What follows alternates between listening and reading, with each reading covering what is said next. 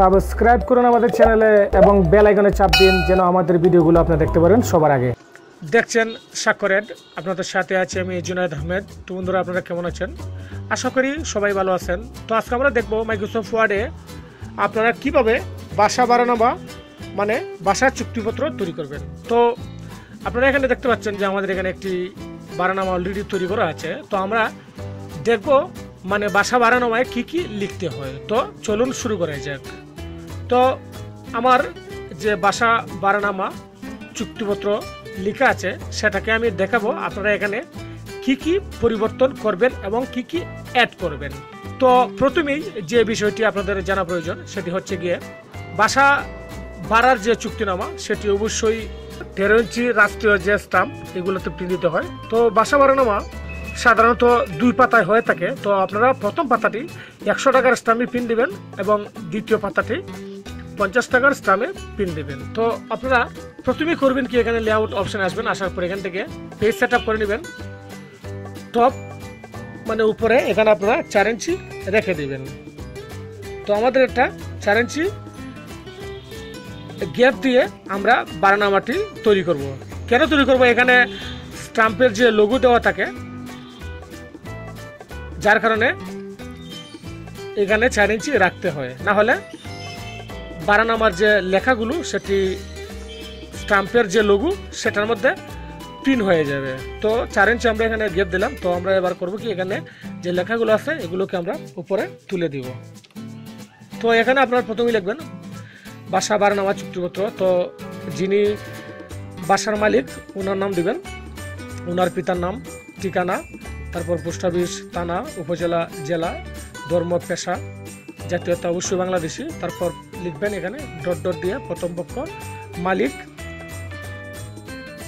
তারপর বনাম মানে যিনি প্রতিপক্ষ। তো এখানে আমরা দিলাম হুসনে আরা, যিনি পারাটিয়া মানে দ্বিতীয় পক্ষ। তারপর এখানে তার পিতার নাম বা স্বামীর নাম,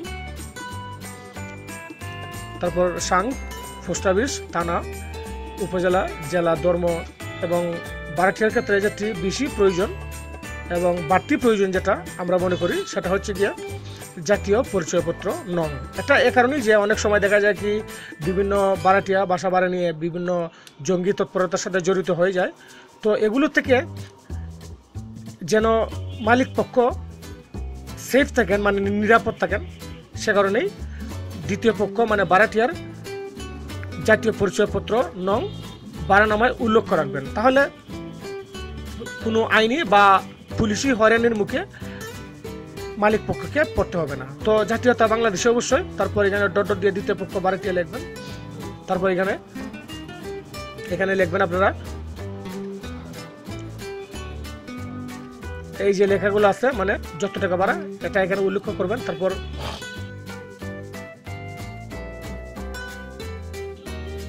অবশ্যই কথায় উল্লেখ করবেন। তারপর এখানে যে সিস্টেমে লেখা আছে আপনারা সেভাবে লিখে নেবেন। তারপর এখানে এই যে লেখা আছে এখানে ইহার মূল কপি দ্বিতীয় পক্ষের নিকট থাকবে এবং একমাত্র ফটোকপি প্রথম পক্ষ সঙ্গে নেবেন। তারপর এখানে শর্তসমূহ এখানে লেখা আছে।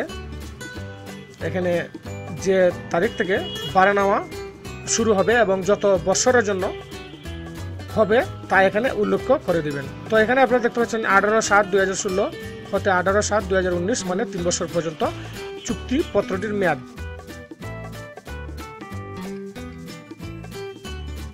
তারপর এখানে যে লেখা আছে যে দ্বিতীয় পক্ষ বারানামার জামানত স্বরূপ মানে অ্যাডভান্স 10,500 টাকা দিলেন। তো এখানে লিখবেন যে এখানে বাসার যে ভাড়া এটা আপনার পরবর্তী মাসের 5 তারিখের ভিতরে যেন ভাড়াটিয়া পরিশোধ করেন। তারপর এখানে লেখা আছে যে ভাড়া বাসার বিদ্যুৎ ও গ্যাস বিল দ্বিতীয় পক্ষ মানে ভাড়াটিয়া পরিশোধ করবেন, যা ভাড়া থেকে কোনোভাবেই কর্তন করা হবে না। তারপর এখানে লেখা আছে যে গ্যাস ও বিদ্যুৎ বিল বকেয়া রাখা যাবে না এবং যদি থাকে তা ক্ষতিপূরণ সহ দ্বিতীয় পক্ষ পরিশোধ করবেন। তো এখানে লিখবেন চলমান পাতা 1।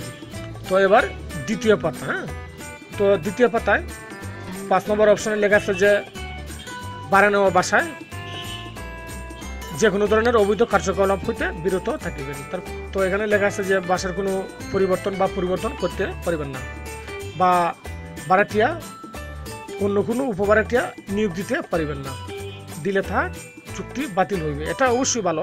অনেক সময় দেখা যায় যে যিনি ভাড়া নিয়েছেন উনি আবার অন্য কাউকে দিয়ে দিয়েছেন। তো এটা যদি নিতে হয় তাহলে অবশ্যই উনি বাসা ছেড়ে দিয়ে মালিক পক্ষের সঙ্গে দিবেন, মালিক পক্ষ যাকে খুশি তাকে ভাড়া দিতে পারবেন।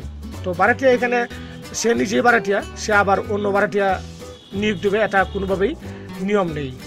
তারপর এখানে লেখা আছে যে বাড়ানো বাসার ট্যাপ, বেসিন, সিং, গ্যাসের চুলা, দেয়ালের রং সহ অন্যান্য আসবাবপত্র কোনো পরিবর্তন করলে মালিক পক্ষকে অবগত করিয়া অবশ্যই ভাড়াটিয়া তা সংশোধন বা মেরামত করবেন। তারপর এখানে লেখা আছে যে মেয়াদ শেষে নতুন করে চুক্তিতে আবদ্ধ না হইলে দ্বিতীয় পক্ষ অবশ্যই বাসাটি মালিক পক্ষকে বিনা আপত্তিতে সমঝাই দিবেন।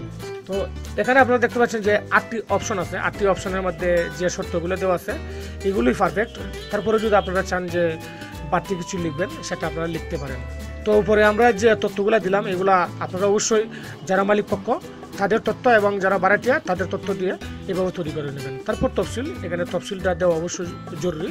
তো তফসিল হচ্ছে কি, মানে আপনার যে বাসাটির অবস্থান এবং বাসাটি কিসের তৈরি সেটা আপনারা উল্লেখ করে দেবেন। তারপর এখানে আপনারা অবশ্যই দেখতে পাচ্ছেন যে এখানে লেখা আছে যে হোল্ডিং নং, তারপর যে বাসাটি ভাড়া দেওয়া হবে সেটির বর্ণনা, একটি বেড, একটি কিচেন, একটি বাথরুম বিশিষ্ট উপরের টিন, দেয়াল পাকা বাসা। তো এখানে